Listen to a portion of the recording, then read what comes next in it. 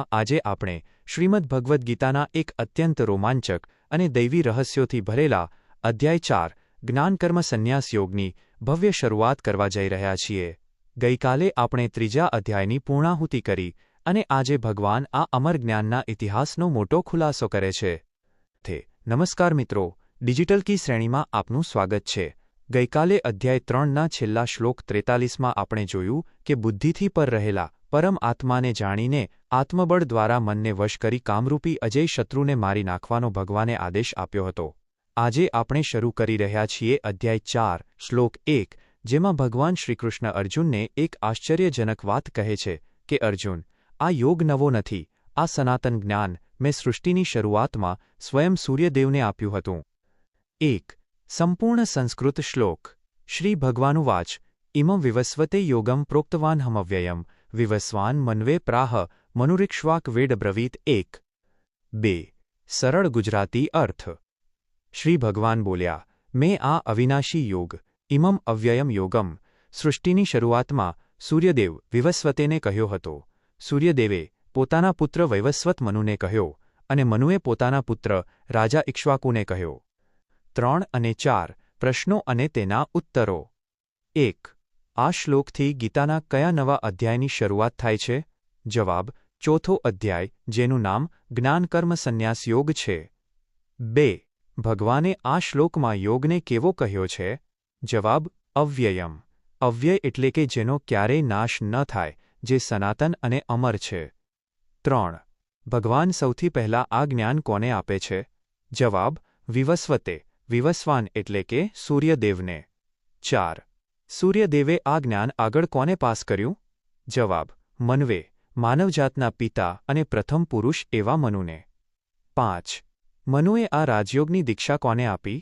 જવાબ, ઇક્ષ્વાકવે, રાજા ઇક્ષ્વાકુને, જેઓ રઘુકુળના મૂળ પુરુષ અને અયોધ્યાના પ્રથમ રાજા હતા। 6. આ શ્લોક શું સાબિત કરે છે?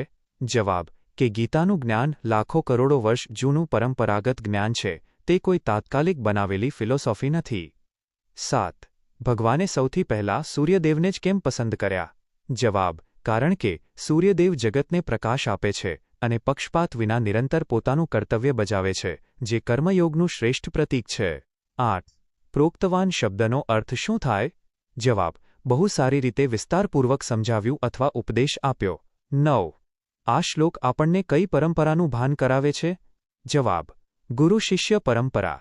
ગુરુ શિષ્ય પરંપરા દ્વારા જ જ્ઞાન સુરક્ષિત રહે છે। 10. આ શ્લોક કયા અધ્યાયનો છે? જવાબ, ચોથા અધ્યાયનો પ્રથમ શ્લોક। 5. જીવનનો ઉદ્દેશ। 1. મૂળ અને પરંપરાનું ગૌરવ, respecting the roots and tradition. ભગવાન સમજાવે છે કે સાચું જ્ઞાન સમય જતાં નષ્ટ નથી થતું, કારણ કે તે અવ્યય છે। એક વ્યાવસાયિક, ટેકનિશિયન કે ડિજિટલ ક્રિએટર તરીકે આપણો જીવન ઉદ્દેશ એ હોવો જોઈએ કે આપણે જે પણ વિદ્યા, કળા કે કુશળતા શીખીએ તેના મૂળ રૂટ્સ અને તેના પૂર્વજો પ્રત્યે આદર રાખીએ। જ્યારે આપણી પાસે પરંપરાનું બેકિંગ હોય છે, ત્યારે આપણી બુદ્ધિ અને કાર્યમાં એક અદ્ભુત પરિપક્વતા અને સ્થિરતા આવે છે। 2. સૂર્ય જેવા નિષ્કામ કર્તવ્યની ભાવના, shining and serving like the sun. આ જ્ઞાન મેળવનાર પ્રથમ શિષ્ય સૂર્યનારાયણ છે। સૂર્ય ક્યારેય થાકતો નથી, કોઈની પાસે બદલાની આશા રાખતો નથી અને આખી પૃથ્વી પર સમાન ભાવે પ્રકાશ પાથરે છે।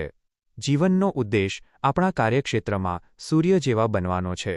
આપણું કાર્ય એટલું શુદ્ધ અને પરોપકારી હોવું જોઈએ કે તેનાથી આસપાસના વાતાવરણમાં ઊર્જા અને પ્રકાશ ફેલાય। નિષ્કામ ભાવે સતત કર્મ કરવું એ જ સૌથી મોટો યોગ છે। 3.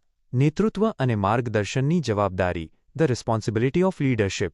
આ જ્ઞાન સૂર્યથી મનુ અને મનુથી ઇક્ષ્વાકુ રાજાઓ પાસે ગયું, કારણ કે રાજાઓ જો જ્ઞાની હશે તો આખી પ્રજા સુખી થશે। જીવનનો સર્વોચ્ચ ઉદ્દેશ એ છે કે જ્યારે આપણને કોઈ પણ જ્ઞાન, સફળતા કે લીડરશિપ પદ મળે ત્યારે આપણે તેને માત્ર આપણા સ્વાર્થ માટે ન રાખીએ, પણ આપણી આવનારી પેઢી, ટીમ, પરિવાર કે સમાજને તે સદ્ગુણો વારસામાં આપીએ। જ્ઞાન વહેંચવાથી જ સમાજ સશક્ત બને છે। આ જ સાચી ડિજિટલ કી છે। નિષ્કર્ષ ટૂંકમાં 1. ભગવદ્ ગીતાનો આ કર્મયોગ સનાતન, અમર અને ક્યારેય નાશ ન પામનારો અવિનાશી માર્ગ છે। 2. ભગવાને કરોડો વર્ષો પહેલાં આ પરમ જ્ઞાન સૂર્યદેવને આપ્યું હતું, જેમણે આગળ મનુ અને ઇક્ષ્વાકુ રાજાઓને દીક્ષા આપી। 3.